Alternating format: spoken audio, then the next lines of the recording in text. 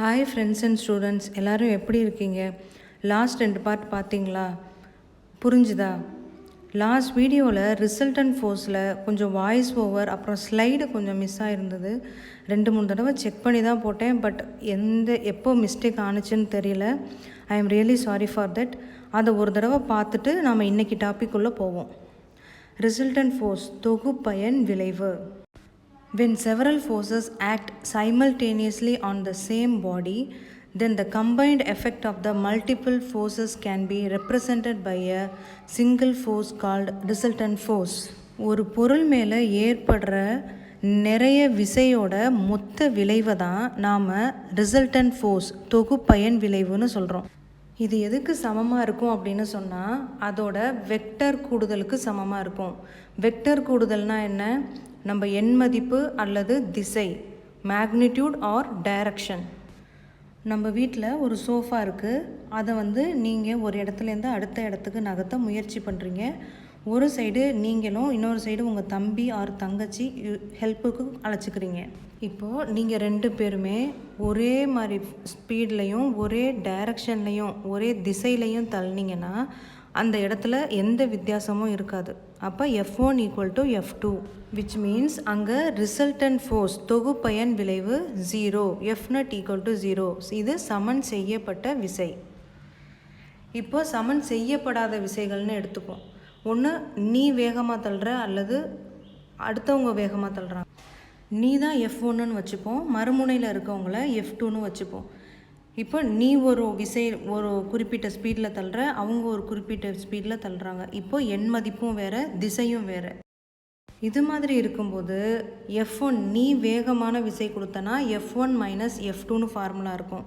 மறுமுனையில் இருக்கவங்களோட விசை அதிகமாக இருந்ததுன்னா F0 = F2 - F1ன்னு ஃபார்முலா இருக்கும். ஓகேயா? இது மாதிரி விசை இருக்கும்போது தான் அங்கே சோஃபா ஒன்று யார் வேகமாக இழுக்கிறாங்களோ அவங்க பக்கத்து நகரும். ஓகேயா? இவ்வளோ தான் ரிசல்டன்ட் ஃபோர்ஸ். பெருசாக ஒன்றும் இல்லை, வார்த்தை தான் பெருசு. ஓகே ஸ்டூடெண்ட்ஸ், இன்றைக்கி நாம் டாபிக்குள்ளே போகிறதுக்கு முன்னாடி சில இங்கிலீஷ் வேர்ட்ஸும் அதுக்கான தமிழ் வேர்ட்ஸும் சொல்லிடுறேன். ஆக்ஸலரேஷன் முடுக்கம், மொமெண்டம் உந்தம், லீனியர் நேர்கோடு, ப்ரொபல்ஷன் ஏவுதல். அடுத்தது எஸ்கேப் வெலாசிட்டி, விடுபடு வேகம், இம்பல்ஸ் கனத்தாக்கு, கன்சர்வேஷன் ஆஃப் மொமெண்டம் உந்த அழிவின்மை விதி, ப்ரொப்பலண்ட் டேங்க் உந்துகலன், ப்ரொப்பலண்ட் டேங்க் உந்துகலன், கம்பஷன் சேம்பர் எரிக்கூடம். ஓகேயா? இது 2-3 தடவை நல்லா பார்த்துக்கோங்க. அப்போ தான் நான் உள்ளே சொல்லும்போது இங்கிலீஷில் சொன்னாலும் தமிழில் சொன்னாலும் உங்களுக்கு நல்லா புரியும். ஓகே, இன்றைக்கி நாம் பார்க்க போகிறது நியூட்டனோட 2ஆம் விதி, Newton's second law of motion. பொருள் ஒன்றின் மீது செயல்படும் விசையானது அப்பொருளின் உந்த மாறுபாட்டு வீதத்திற்கு நேர்தகவில் அமையும். மேலும் இந்த உந்த மாறுபாடு விசையின் திசையிலேயே அமையும். The force acting on a body is directly proportional to the rate of change of linear momentum takes place in the direction of the force. Okay, இப்போ என்ன புரியுது? ஒன்றும் புரியலை. கரெக்டாக நான் சொல்கிறத கேளு. இப்போது உனக்கு பக்கத்தில் சேர் ஏதாவது இருக்கா? அதை மெதுவாக தள்ளிப்பார். ப்ரொவைடட் அதில் ஆள் யாரும் இருக்கக்கூடாது. அப்புறம் பின்விளைவுக்கு நான் பொறுப்பு இல்லை. இப்போது சேர் மெதுவாக நகருது. கொஞ்சம் வேகமாக தள்ளிப்பார். வேகமாக நகருதா? இதுதான் first line. The force acting on a body is directly proportional to the rate of change of linear momentum. விசைக்கு நேர்தகவில் இருக்கும் உந்த மாறுபாடு. அடுத்த லைன் பாரு, அது டைரக்ஷன் ஆஃப் ஃபோர்ஸில் இருக்கும். இப்போ அதை நீ உனக்கு நேராக தள்ளுற அப்படின்னா உனக்கு முன்னாடி தானே போகும். சைடில் தள்ளினா சைடில் போகுது. அதுதான் விசையின் திசையிலேயே அமையும், டைரக்ஷன் ஆஃப் த ஃபோர்ஸ். இப்போ இந்த நியூட்டனோட 2ஆம் விதி விசையை பற்றி சொல்கிறதால, ஃபோர்ஸை பற்றி சொல்கிறதால இதை லா ஆஃப் ஃபோர்ஸ்னு சொல்லுவோம். இப்போது விசைக்கான சமன்பாடு கொண்டு வருவோம். விசைக்கான சமன்பாடுனா ஈக்குவேஷன் ஃபார் ஃபோர்ஸ். எம் நிறையுள்ள பொருள், எம் மாஸ் இருக்க ஒரு ஆப்ஜெக்ட் அதோட இனிஷியல் வெலாசிட்டி, ஆரம்ப திசைவேகம் யூவாக இருக்குது. ஒரு எக்ஸாம்பிளுக்கு ஒரு பால் உருண்டு போகுதுன்னு நினச்சிக்கோயேன். நீயாவே ஃபஸ்ட்டு ஸ்லோவாக போகுது. ஒரு டீன்ற கேப்பில் ஒரு எக்ஸ்டர்னல் ஃபோர்ஸ், சமன் செய்யப்படாத விசை, அன்பேலன்ஸ்டு ஃபோர்ஸ் வந்து அது மேலே செயல்படுது. அதை எஃப்னு குறிக்கிறோம். அதாவது நீ அந்த பாலை கிக் பண்ணுறன்னு வச்சுக்கலாம். அப்போ அதோட திசை வேகம் மாறுது. அந்த மாற்றமடைந்த திசை வேகம் சேஞ்ச்டு வெலாசிட்டியை வின்னு வச்சுப்போம். நம்ம போன பார்ட்டில் வந்து உந்தத்துக்கான ஃபார்முலா பார்த்துருந்தோம், மொமெண்டம்க்கான ஃபார்முலா பார்த்துருந்தோம். P = mu. அப்போது இந்த ஆப்ஜெக்ட்டுக்கு, இந்த பாலுக்கு இனிஷியல் மொமெண்டம், ஆரம்ப உந்தம் வந்து PI = muன்னு வச்சுப்போம். இனிஷியலோட ஃபஸ்ட்டு எழுத்து ஐ இல்லையா, PI = mu. ஃபைனல் மொமெண்டம் வந்து இறுதி உந்தம், PF = mv. இறுதி ஃபைனல் F, PF = mv. இது எல்லாமே லாஸ்ட் பார்ட்டில் நம்ம பார்த்துருக்கோம். பார்க்காதவங்க போய் அதை பார்த்துட்டு அதுக்கப்புறம் இதுக்கு வாங்க. அடுத்தது இப்போது நம்ம என்ன கண்டுபிடிக்கணும், சேஞ்ச் இன் மொமெண்டம், உந்த மாறுபாடு. அப்படின்னா என்ன பண்ணணும், நம்ம ஃபைனல் மொமெண்டம்லேருந்து இனிஷியல் மொமெண்டமை மைனஸ் பண்ணணும். அதை நம்ம எப்படி டினோட் பண்ண போகிறோம் அப்படின்னா delta P. Delta P = PF - PI. PFோட மதிப்பு நமக்கு என்ன, mv, மைனஸ் PIயோட மதிப்பு என்ன, mu. நியூட்டன் செகண்ட் லா படி F is directly proportional to change in momentum by time. இப்போது இந்த சேஞ்ச் இன் மொமெண்டம்க்கு பதிலாக நம்ம மேலே டிரைவ் பண்ணி வச்சுருக்க ஃபார்முலாவை சப்ஸ்டியூட் பண்ணணும். mv - mu/t. அடுத்தது ப்ரொபோர்ஷனாலிட்டி கான்ஸ்டன்ட் Kயை சேர்க்குறோம். K வந்து ஒரு கான்ஸ்டன்ட், அதோட value 1. So F = mv - mu/t. நமக்கு ஆக்ஸலரேஷன், முடுக்கத்தோட ஃபார்முலா தெரியும். Change in velocity by time, திசை வேக மாற்றம் பை காலம். அப்போது A = v - u/t. மேலே 1.5 நம்பர் ஈக்குவேஷன் இருக்குல்ல, அதை பாருங்கள். அதில் v - u/t அந்த போர்ஷனுக்கு மட்டும் நம்ம ஏவை சப்ஸ்டியூட் பண்ணலாமா. இப்போ விசை, ஃபோர்ஸுக்கான ஈக்குவேஷன் கிடச்சிருச்சு. F = m × A. Force = mass × acceleration. Mass நிறை, ஆக்ஸலரேஷன் முடுக்கம். ஒரு சீரான திசை வேகத்தில் போய்கிட்டு இருக்க ஒரு வண்டியோ பாலோ ஏதோ ஒன்று போயிட்டுருக்கதை வந்து நம்ம ஒரு புறவிசை, எக்ஸ்டர்னல் ஃபோர்ஸ் கொடுக்க வந்து தேவையில்லை. அதுவே Fnet வந்து ≠ 0 இருக்கும்போது கண்டிப்பாக அதோட திசை வேகம் மாறும். ஏன் மாறும், நம்ம ஆல்ரெடி இவ்வளோ தூரம் நம்ம பார்த்துட்டு வந்துட்டோம். ஒரு எக்ஸ்டர்னல் ஃபோர்ஸ் கொடுக்கும்போது சேஞ்ச் இன் மொமெண்டம் ஏற்படும். சேஞ்ச் இன் மொமெண்டம் ஏற்பட்டுச்சு அப்படின்னு சொன்னால் அங்கே வெலாசிட்டியும் கண்டிப்பாக மாறும்.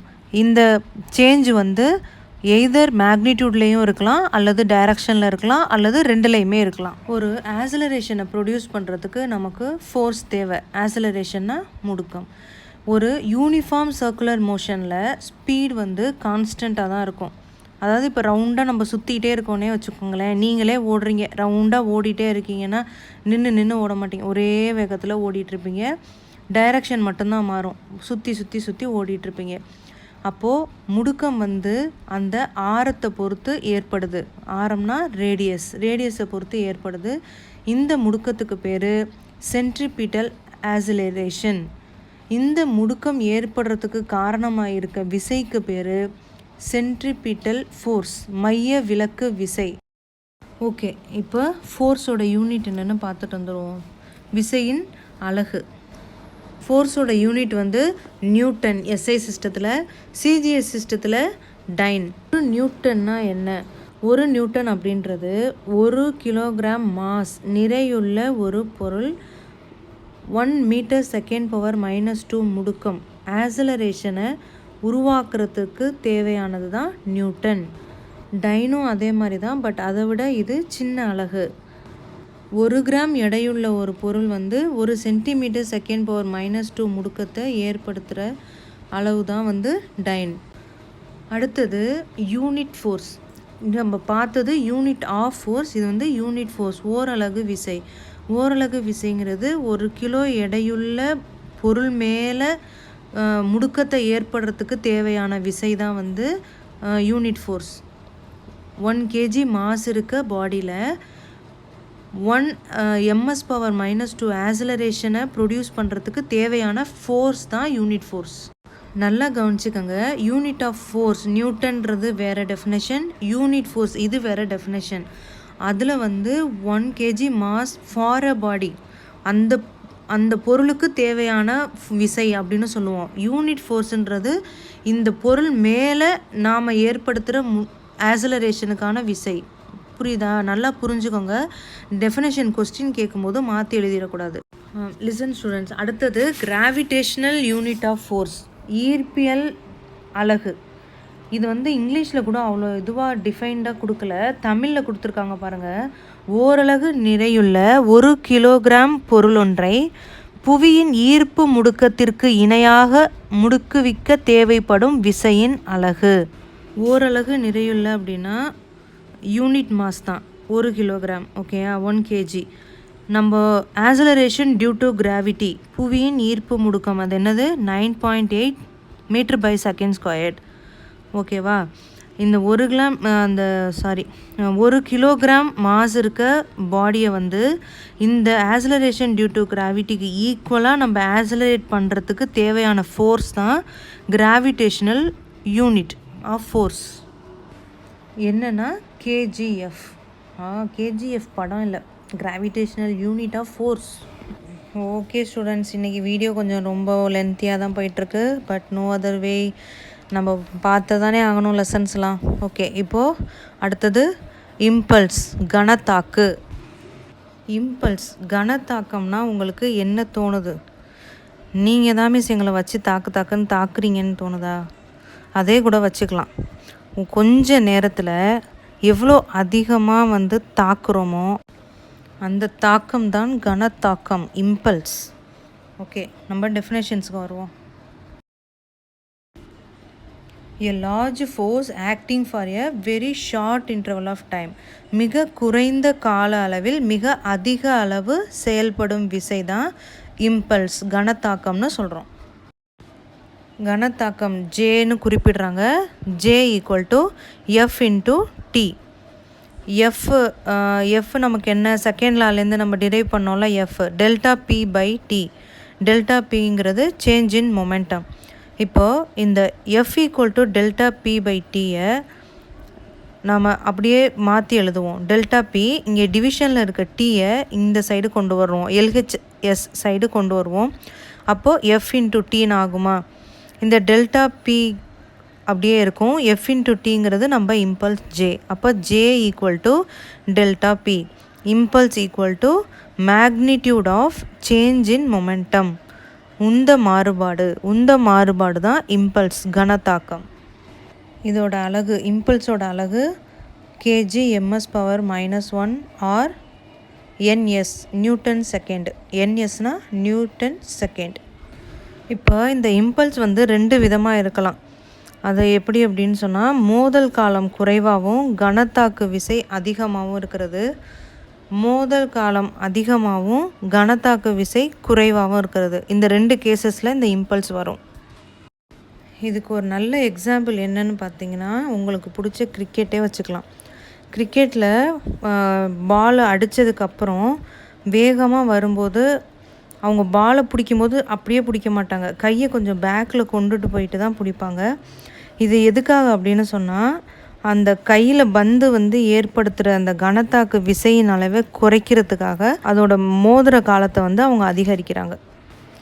அடுத்தது நாம் பார்க்க போகிறது Newton's 3rd law of motion. பயங்கர ஈஸி, பயங்கர இன்ட்ரெஸ்டிங்கான ஒரு லா இது.